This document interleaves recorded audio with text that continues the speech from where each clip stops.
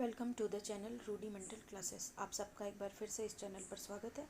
आज हम कक्षा 9वीं विज्ञान अध्याय 1 और 2 जैव विविधता वर्गीकरण पदार्थ प्रकृति एवं व्यवहार के कुछ महत्वपूर्ण प्रश्नों के उत्तर देखेंगे।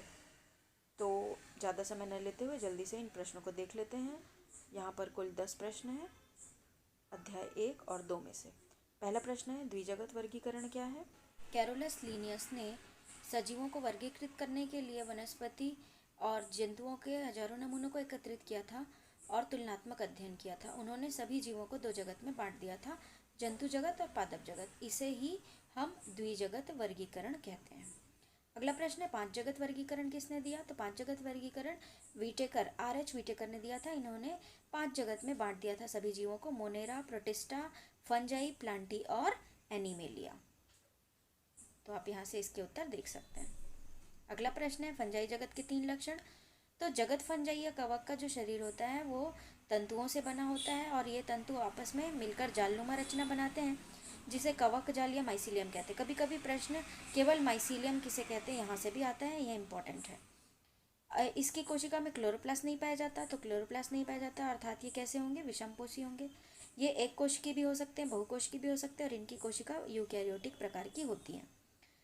उदाहरण है राइजोपस, पेनिसिलियम, एस्परजिलस, मशरूम। ये सभी के सभी कवक के उदाहरण हैं। अगला प्रश्न है, लाइकेन क्या है? तो कवक, शैवाल और कवक की सहजीविता को ही हम लाइकेन कहते हैं। इसमें कवक और शैवाल इतनी घनिष्ठता से जुड़े होते हैं कि ऐसा प्रतीत होता है कि एक ही जीव है।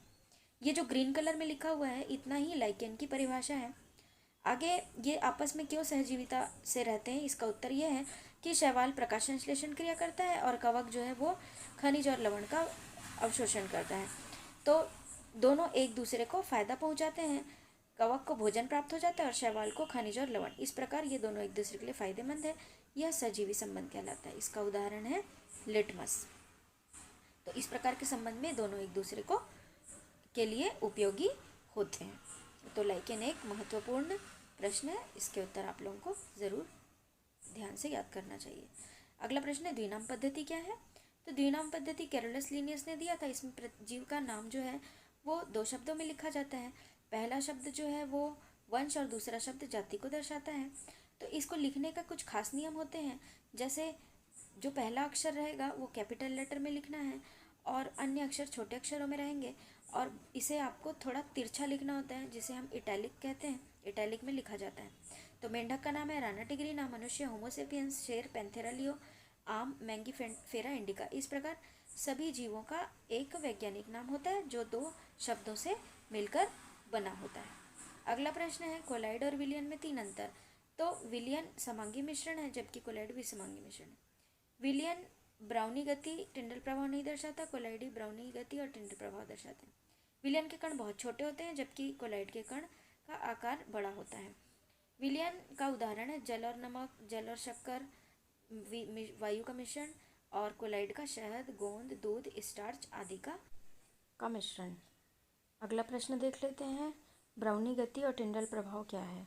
तो ये वाला जो आपको नीचे वाला चित्र दिखाई दे रहा है ये ब्राउनी गति के लिए है। इसमें आप देख सकते हैं कि कोलाइड के कण किस प्रकार अलग अलग दिशा में अनियमित रूप से गति कर रहे हैं। तो इस प्रकार जब कोलाइड के कण अलग अलग दिशा में अनियमित रूप से गति करते हैं तो हम उसे ब्राउनी गति कहते हैं।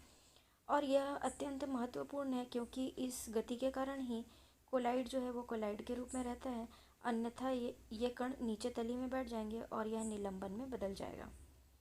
अगला जो है वो है टिंडल प्रभाव।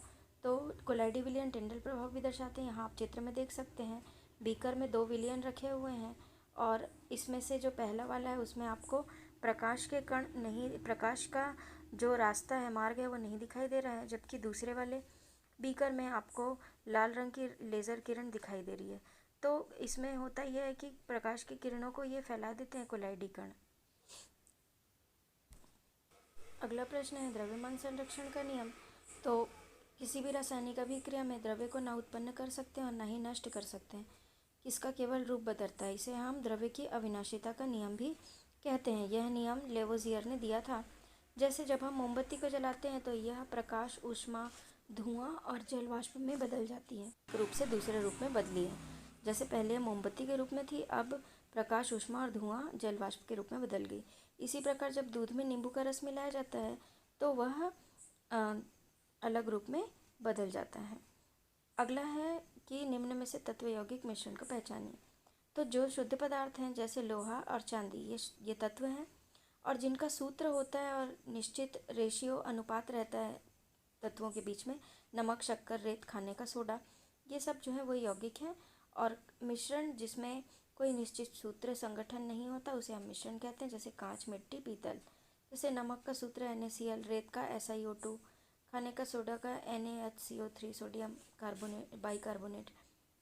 अगला और अंतिम प्रश्न है, जब मैग्नीशियम को वायु में जलाया जाता है तो यह वायु के ऑक्सीजन के साथ क्रिया कर लेती है और सफ़ेद रंग का पाउडर बनाती है जो कि मैग्नीशियम ऑक्साइड होता है। आप यहाँ पर रिएक्शन में देख सकते हैं कि मैग्नीशियम और ऑक्सीजन आपस में मिलकर मैग्नीशियम ऑक्साइड बना रहे हैं जिसका सूत्र MgO है। चूँकि इसका सूत्र निश्चित है अतः यह एक यौगिक है। तो आज के लिए केवल इतना ही। यदि आपने अभी तक चैनल सब्सक्राइब नहीं किया तो सब्सक्राइब कर लीजिए। Thank you, keep watching, like, share and subscribe. इसके बाकी के क्वेश्चंस हम अगले पार्ट में लेकर आएंगे।